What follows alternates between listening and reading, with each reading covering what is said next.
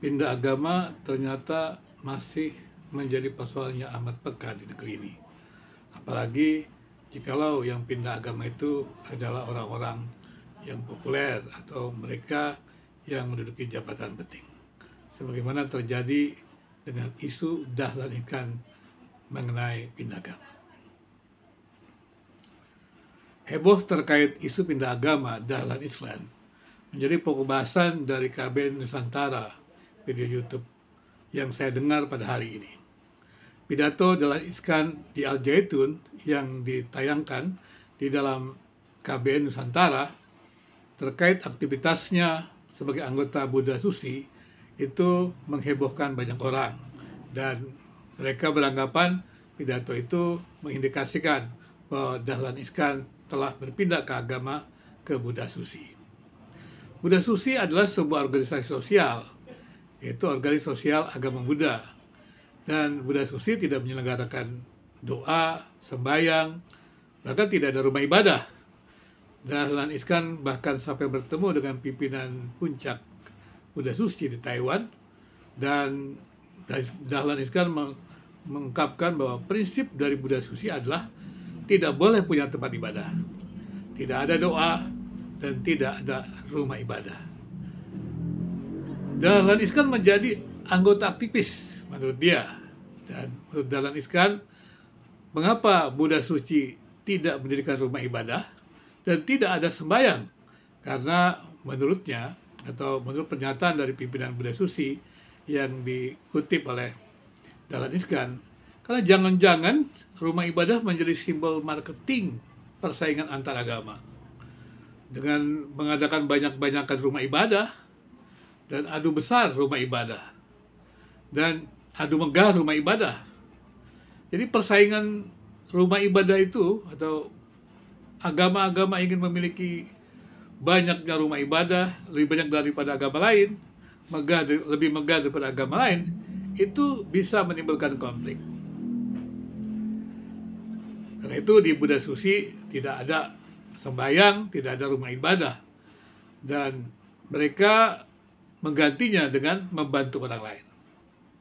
Salah satu contoh dari aktivitas Buddha Susi di Jakarta adalah mereka menyantuni anak-anak telantar yang berada di pinggir-pinggir sungai tersebut, dan kemudian memasukkan mereka di sekolah yang harus pakai jas dan pakai dasi. Jadi anak-anak itu berubah besar, berubah sekali lingkungannya gitu. Nah, ini sesuatu yang luar biasa sekali. Kemudian KBN Nusantara dalam videonya yang berjudul Yang Ditunggu, ini jawaban Dahlan Iskan soal pindah agama, mengatakan belum dapat memastikan apakah benar Dahlan Iskan sudah pindah agama atau tidak.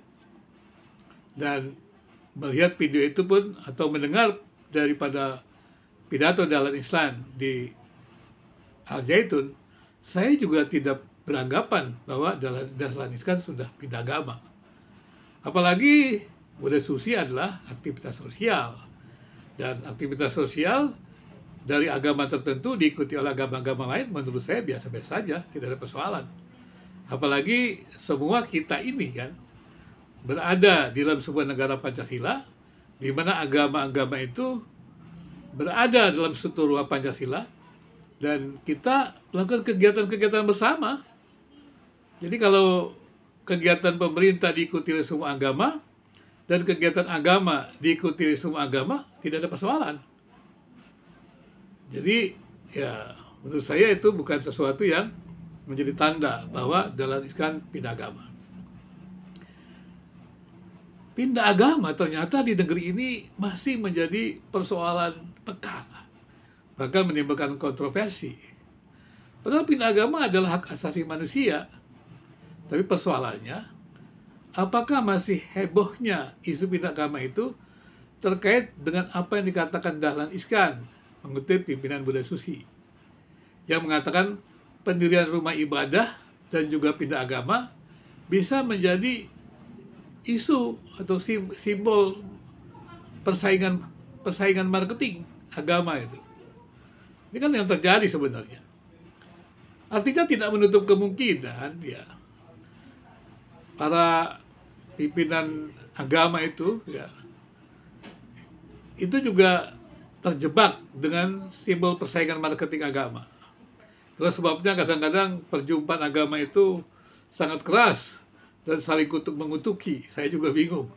Bagaimana agama itu yang membawa damai saling mengutuk-mengutuki, saling bidat-membidatkan. Bukannya saling membantu, bekerja sama, tapi saling bidat-membidatkan gitu.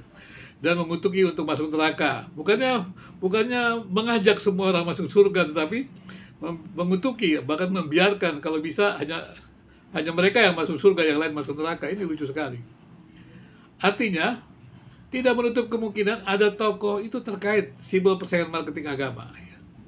Tokoh agama yang berusaha memindahkan ya, orang lain atau umat agama lain, ya, pindah ke agama yang dianutnya, juga perlu hati-hati.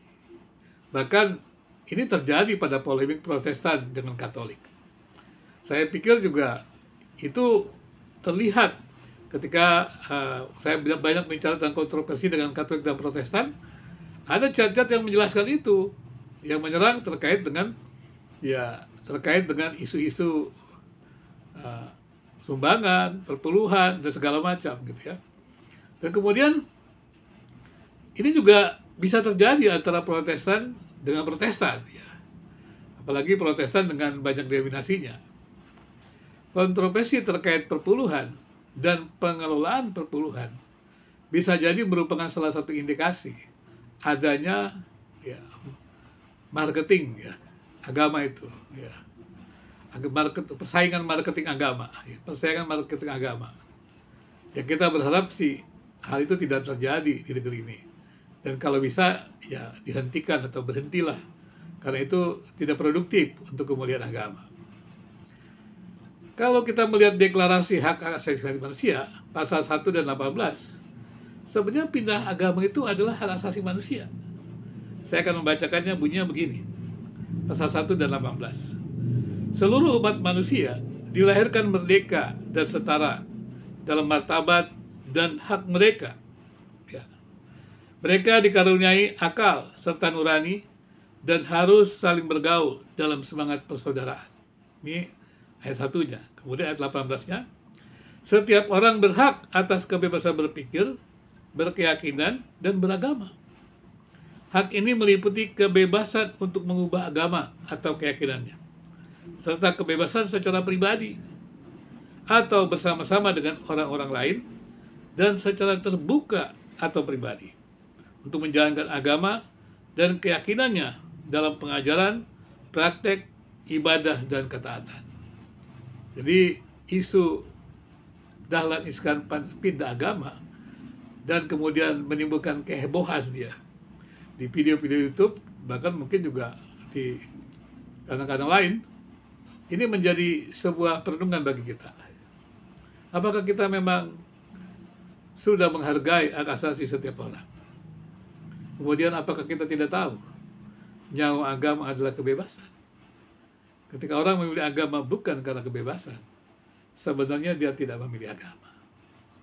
Dia sedang dalam kerangkeng penindasan, pemenjaraan dari kelompok-kelompok tertentu atau individu komunitas tertentu.